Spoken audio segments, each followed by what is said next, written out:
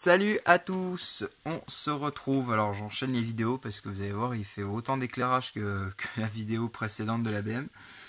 On se retrouve pour la deuxième étape globale on va dire du montage de la BMW i8 proposée par Revel à l'échelle 1/24e sur deuxième étape sur l'intérieur. Alors à l'intérieur j'ai voulu essayer un petit truc on va dire un petit peu différent. Alors déjà j'ai voulu essayer de suivre le montage, enfin les couleurs de la notice, et finalement ça me plaisait pas trop. Alors je sais plus ce qu'ils utilisaient comme couleur. Ah si, c'est peut-être du blanc aussi.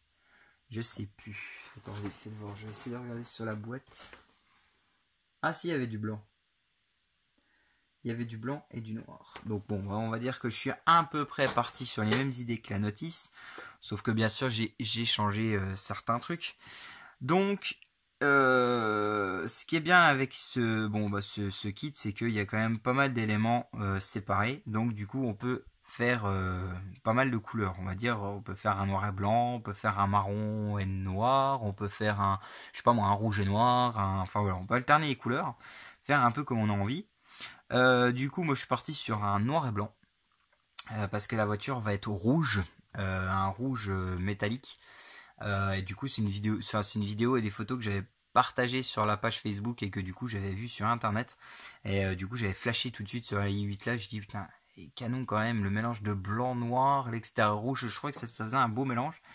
Donc du coup, je suis parti là-dessus en poussière, je pense que c'est. Bon, laisse tomber. Donc du coup je suis parti sur un mélange pour moi qui était pas mal, blanc, noir et blanc, et puis je me suis pas pris la tête, c'est à dire que si vous regardez le manuel, il y a beaucoup de masquage, des parties qui sont à faire en blanc, sur un tout, mais je voulais pas. Je voulais pas m'embêter, je voulais vraiment rester sur un truc soft mais qui est quand même un beau résultat, et pour moi je trouve que le résultat est très très convaincant. Du coup, j'ai voilà les pièces qui sont séparées. Bah, certaines j'ai fait noir, certaines j'ai fait blanche pour avoir quand même un truc qui ressemble à quelque chose. La baignoire en elle-même, je regarde ça filme toujours. La baignoire en elle-même, alors je vais remonter un peu. La baignoire en elle-même a été peinte en noir satiné, donc toujours pareil, hein, c'est le 302 de chez Revel. Le pédalier a été repris, donc pareil en noir 302, et les pédales ont été reprises, alors vous les voyez pas trop, les pédales ont été reprises en gunmetal, hein, au pigment gunmetal. On a les décalques ici, donc toute cette partie hein, en noir satiné. J'ai les deux petites pièces qui sont là les petites pièces latérales, là, donc c'est des espèces de bus d'aération, ont été reprises en H, donc le H c'est le mélange 378 et 302, que je vais expliquer dans la précédente vidéo, l'espèce de noir très clair, noir gris là, et je suis venu frotter les gris au gunmetal au pigment. La console a été faite en blanc mat, donc c'est du XF2 de chez Tamiya, sur une couche d'après blanc bien sûr de chez Tamiya, l'après liquide. Du coup, pour le XF2 je peux vous le montrer, mais bon après vous devez connaître, hein. C'est celui-ci. Donc les sièges, la console de bord a été peinte tout en blanc. J'ai repris cette partie là en noir, donc c'est le noir 302 de chez Revel. J'ai mis les décalques. J'ai repris quelques boutons avec du chrome. Alors le chrome au pinceau, c'est celui-ci que j'utilise. Chromo de chez Model Air Métallique, de chez Valero. Donc celui-là est très bon, hein. Je le mets sur ma petite palette et vous voyez c'est pesé, ça fait des mois, ça fait des lustres que j'utilise ça. J'allais dire des mois, mais ça fait plusieurs, ouais, ça fait même peut-être 1 ou 2 ans que j'utilise ça, hein. Donc du coup j'ai posé les décals. Ici j'ai refait cette partie là parce que vous allez voir si je mets le tableau de bord normalement, ouais ça vient concorder. Alors je voulais essayer de faire une partie, un truc noir. Ici en fait c'est un test, la petite bande que vous voyez un peu mal faite en noir, c'est juste du pigment noir. C'était un test parce que ce que je voulais faire c'est que sur le tableau de bord je voulais peindre en blanc et repasser toute la partie du dessus au pigment noir de chez Hamo, mais en fait finalement ça n'a pas marché. Donc du coup j'avais fait un petit test là pour voir si ça marchait, ça m'a fait une catastrophe, et puis heureusement en fait le tableau de bord vient recouvrir mon petit déchet là. Donc du coup voilà, donc ça reste comme ça, on s'en fout, ça se verra pas. J'ai posé les décalques, j'ai repris des attaches ceinture hein, en noir et puis en rouge. Les sièges ont été peints en blanc, donc vous voyez, j'ai pas trop appuyé sur l'aérographe, j'ai pas envoyé une énorme couche à chaque fois, donc il y avait eu la presse, c'était très fin. Le blanc, il était passé très fin. Comme ça, au moins, on a toutes les lignes de structure des sièges qui se voyaient encore. Voilà, donc ça fait comme s'il y avait un... Bah, il n'y a pas de jus, hein, mais du coup, on voit bien les lignes de structure du cuir qui font ressortir. Les derrière de siège, bah, les arrières de siège, c'est du H, hein, donc c'est du gris-noir. Qu'est-ce que j'ai encore bon, bah, les sièges arrière, pareil. Donc ça, c'était en pièces séparées. Donc du coup, c'est pour ça qu'on peut mélanger un petit peu les couleurs, hein, comme j'ai dit, de mettre du noir, du blanc. Donc j'ai posé les décalques là. Donc ça, on est bon. Et ici, le tableau de bord. Donc je vais partir sur un truc noir et blanc. Et puis finalement, c'est pareil. Je me suis dit, arrête, te prends pas la tête. Fais tout en noir. Donc j'ai tout fait en noir finalement. Voilà. Noir 302, hein, pareil, Revel. Le volant, donc là il y a le comment dire, voilà, pas la colonne de direction, mais vraiment l'arrière du volant qui était peint en H. Les commodos sont en noir satiné, le volant est en noir satiné. J'ai posé les décalques, j'ai utilisé le liseré blanc là qui était vachement balèze à mettre. C'était vraiment super fin, c'était chaud. Je suis allé au Mark Setter mais à Donf.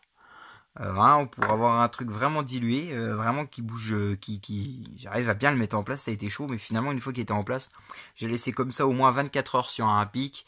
Le produit s'est estompé, c'est resté nickel. J'ai pas eu besoin de retoucher au coton-tige ni quoi que ce soit. Donc ça, c'est tout des décalques hein, que j'ai mis à la soupe avec donc le Mark Setter. Certaines fois, j'ai utilisé le Mark Softer Neo. Hein, c'est pour les. Donc ça, c'est pour coller, aider à la prise et au collage du décalque. Et ça, c'est pour les assouplir, hein, pour qu'ils prennent un relief, voilà, qu'ils prennent le relief de la pièce. Donc du coup, voilà, tout en noir, simple. Mais du coup, quand vous mettez alors bon, c'est posé à blanc hein, parce que tout se colle sur la carrosserie. Voilà, quand je le monte à blanc, vous voyez ce que ça fait? Ça fait un résultat quand même pas mal. Franchement, là, on peut pas dire que le résultat est mauvais. Les panneaux de porte, c'est pareil, ils vont être en noir, ils sont encore pas faits, hein, mais puisque je les colle sur les portières. En fait, si vous voulez, le modèle a les portières ouvertes. Donc, si on fait avec modèle portière ouverte, du coup, ça se monte à la fin. Je les ai encore pas fait, mais les panneaux de porte vont être en noir satiné. Et il va y avoir la poignée la grosse poignée de porte en intérieur de portière qui va être en blanc et il y a encore un petit accessoire qui va être en blanc. Donc voilà, ça va aussi rejouer sur le noir et blanc, sur les pièces sur le côté. Et du coup, on va avoir un truc vraiment top. Hein, vraiment, moi, je pense que je pars super bien sur l'intérieur. Quand j'ai eu fini mon intérieur comme ça, je me suis dit, là, Cyril, tu t'es vraiment pas trop mal démerdé. Franchement, c'est beau. Voilà, même s'il y a un ou deux petits trucs qui sont pas net, l'ensemble, il est quand même, il est top quoi. Je veux dire, dans une vitrine avec des portes ouvertes, ça va quand même bien ressortir. Hein, je veux dire, ça va faire beau. Donc voilà pour ce qui est de l'habitacle. Bon bah il n'y a pas de gros trucs. Alors j'ai le plafonnier en fait, le toit, qui est pareil, a été fait en noir, en blanc pardon, avec une reprise du rétro et les parties de commande qui ont été repris en noir satiné, mais ça il est fait et je l'ai pas là, il est déjà collé sur la carrosserie parce que j'ai déjà pris de l'avance sur la carrosserie aussi. Donc du coup il est collé. Donc vous le verrez pas sur la vidéo, vous le verrez sur la prochaine vidéo quand je parlerai de la carrosserie, quand la carrosserie ça sera fini. Donc vous verrez ça un petit peu plus tard. Donc voilà. Du coup vous avez normalement eu la vidéo. Alors je sais pas dans quel ordre vous allez regarder, mais normalement vous avez la vidéo de l'habitacle de la Porsche. Ici vous avez donc la vidéo de l'habitacle d'ABM. Et je pense que la prochaine vidéo c'est soit le petit...